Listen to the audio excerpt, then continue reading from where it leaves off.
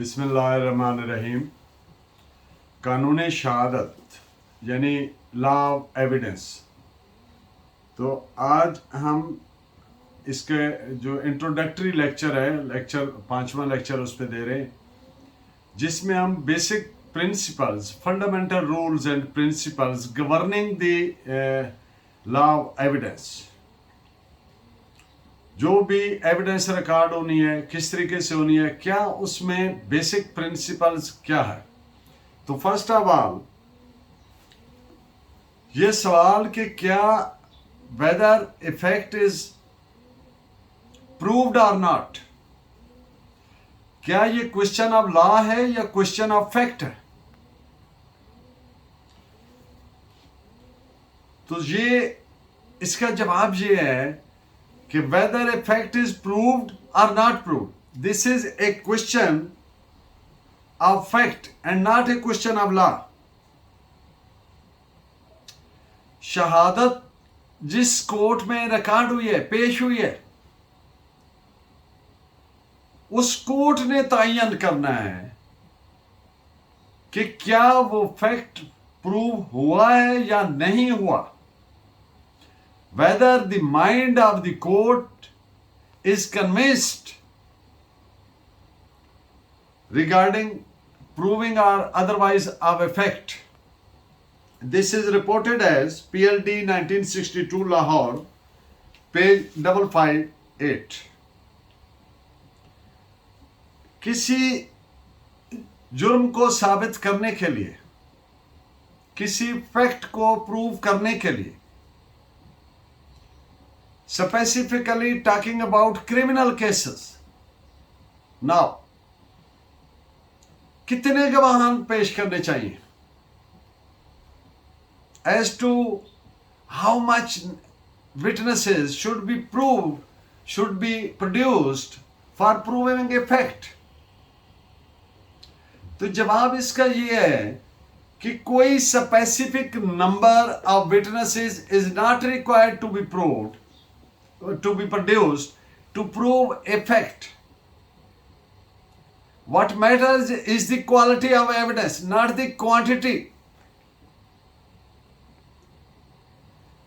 Quality of evidence ऐसी हो कि जो फैक्ट को प्रूव करे to the required level, requisite जो उसके हैं। मसलन फौजदारी केस में प्री रेक्विजिट क्या है? To prove a fact beyond shadow of doubt. तो इस ज़मन में अर्ज है कि अगर सॉलिटरी एविडेंस है, एक ही गवाह है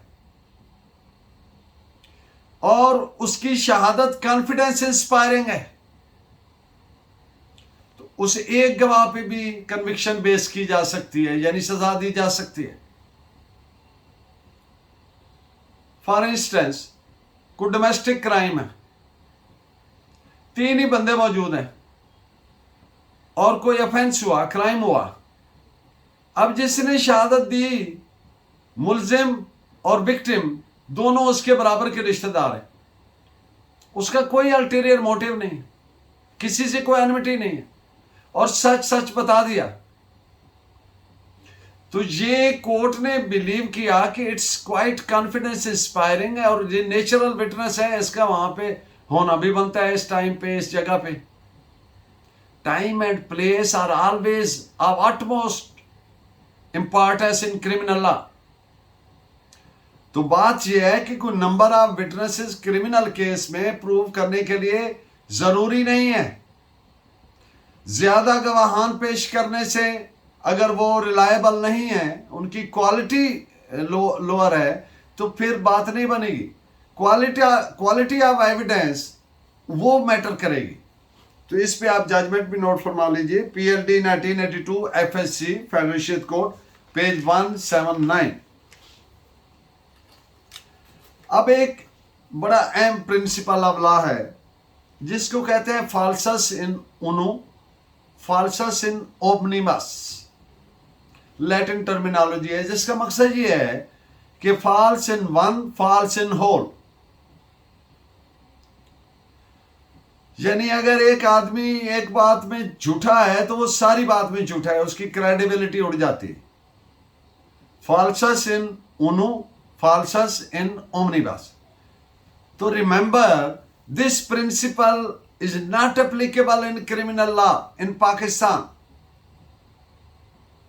किस लिए?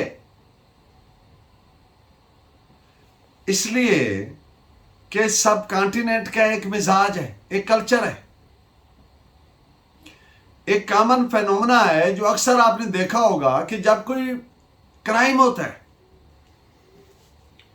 तो ये बड़ा कॉमन फेनोमेना है, तो उसमें कहते हैं इसको भी डाल दें, उसको भी रख दें, वो पैरवी करेगा, उसको रख दें, फला। जो लोग एक्चुअली गुनाहगार होते हैं उनके साथ एक आदमी ने पैर मारा, एक आदमी मार गया, 7 आदमियों पे पर्चा दे दिया, इसने ये किया, इसने ललकारा मारा, इसने फलान किया, इसने ढिमकान किया। तो ये जो फालिसिटी है, इसको कोर्ट ने एक प्रिंसिपल ज़हन में हमेशा रखती है क्रिमिनल केसेस में कि अदालत ने सच्चाई का दाना, द ग्रेन ऑफ ट्रूथ, उसको वो जो भूसे का ढेर यानी झूठ का पलंदा, झूठ का ढेर लगा दिया कोर्ट के सामने, उसमें से सच्चाई का दाना सिफ्ट आउट करना है, to sift out a grain of truth from the heap of chaff. तो इसलिए पाकिस्तान में क्रिमिनल लॉ में ये प्रिंसिपल एप्लीकेबल नहीं है। ये इस पॉइंट पे आपके लिए 3 केसेस सर्च किए। NLR 2002 criminal cases, supreme court page 1, 1999 SCMR 1418 and 1981 SCMR 1176 and another judgment on the same point 1997 SCMR page 89। इसी प्रिंसिपल पे एक कंट्रेरी व्यू आया 2019 में सुप्रीम कोर्ट का, जिसमें popularly known as Khizar Hayat case, जिसमें सुप्रीम कोर्ट ने ये होल्ड किया कि ये प्रिंसिपल आज से shall be read as integral part of all cases और ये प्रिंसिपल एप्लीकेबल होगा। ये बड़ा एक यूनिक सा कंट्रेरी व्यू है और this is reported as PLD 2019 supreme court page 5 to 7। लेकिन जो लॉज होते हैं वो सोसाइटी के हालात के मुताबिक होते हैं। Law is a flowing river, it's never to be stagnant water. तो सब कॉन्टिनेंट का जो मिजाज है यहां पे, जैसा कि मैंने अर्ज किया कि कॉमन फेनोमेना है कि अक्सर पर्चों में झूठे लोगों को मुलव्वस कर दिया जाता है फौजदारी FIR में, और आप देखते हैं कि बेशुमार केसेस हैं जिनके तफ्तीश में साबित होता है कि ये बंदा तो बेगुनाह है, ये बंदा तो वहां पे था ही नहीं, ये बंदा था, इसका कोई रोल ही नहीं था, इत्तेफाक से खड़ा था। तो इसलिए ये एक कंट्रेरी व्यू है, मैंने कहा यूनिक व्यू है। अब इससे आगे चलते हैं। आर्बिट्रेटर, तो कानूनी शहादत क्या आर्बिट्रेटर को एप्लीकेबल है? The answer is no. And why the answer is no? Because you know कि court has been defined to be all judges and magistrates and all such persons who are legally authorized to take evidence on oath। ये court की definition है, accept arbitrator. Sorry, तो arbitrator को exclude कर दिया in its very definition, court की definition में ही इसको एक्सक्लूड कर दिया, इसलिए कि वो इज नॉट एप्लीकेबल। हाँ, जो प्रिंसिपल ऑफ नेचुरल जस्टिस है, जो बेसिक प्रिंसिपल्स है, वो तमाम जुडिशल, क्वाजी जुडिशल तमाम प्रोसीडिंग्स को अप्लाई होते हैं, जो natural principles of natural justice जिनको बोलते हैं। तो इस पॉइंट पे आप 2 जजमेंट्स नोट फरमाइए आर्बिट्रेटर पे। PLD 1963 Azad Jammu and Kashmir page 72 and PLD 1966 Azad Jammu and Kashmir, page 20. And in the end of today's lecture, we would be discussing very important, in the last but not in the least, principle in whole of the world, that is rule of law. देखिए, जो आइन है, आइन is constitution is manifestation of the aspirations of a nation. मुहज़्ज़ब दुनिया में आइन जो बने हैं, इनके इंप्लीमेंट होने से पहले कौन सा कानून था, which is in common parlance termed as जंगल का कानून, might is right, law of jungle, यानी बढ़ के जो थाम ले जामो मीना उसी के हैं कि जो ताकतवर है जो मर्जी करे।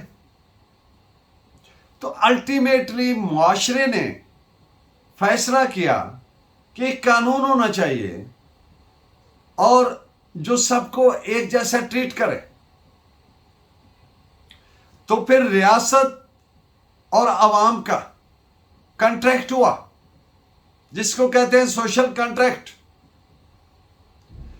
अवाम ने रियासत के हक में सरेंडर की अपनी कुछ लिबर्टीज,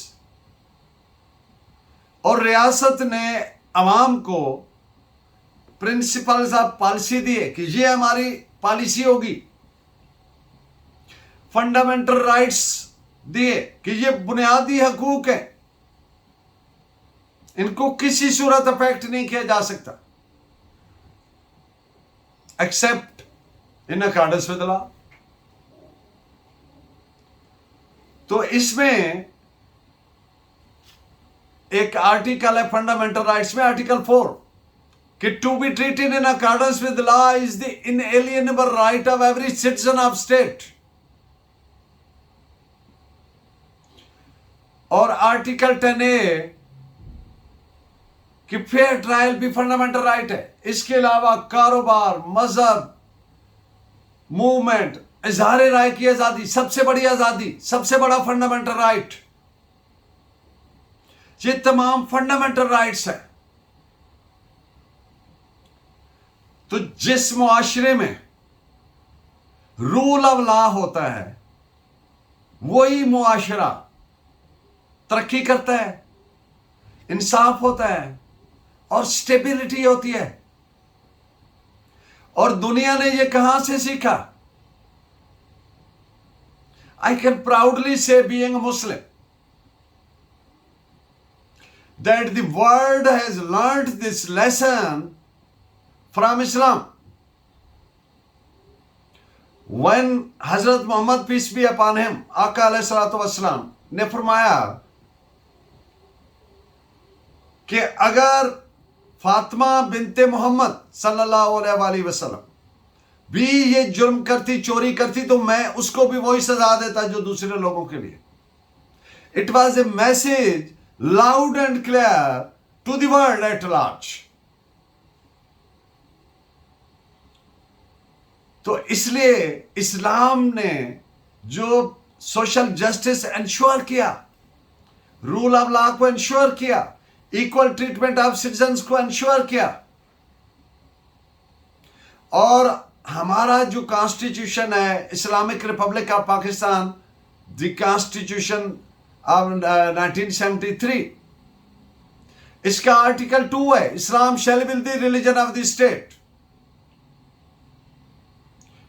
और आर्टिकल 2 to 7 है कि कोई कानून ऐसा यहां पे बन नहीं सकता, अगर मौजूद है तो रह नहीं सकता, which is against the injunctions of holy Quran and सुन्नह।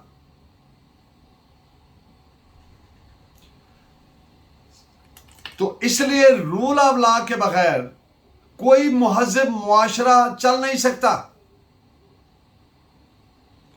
अगर रूल ऑफ लॉ नहीं है, लोगों के फंडामेंटल राइट्स आइन के मुताबिक नहीं, और इन पे अमल किसने करवाना है? अदालत ने।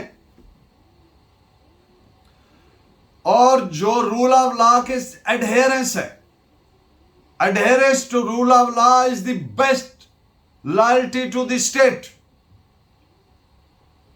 मुल्क के साथ वफादारी रूल ऑफ लॉ में है, उस पर इस्तिकलाल से खड़े होना, एडहेरेंस।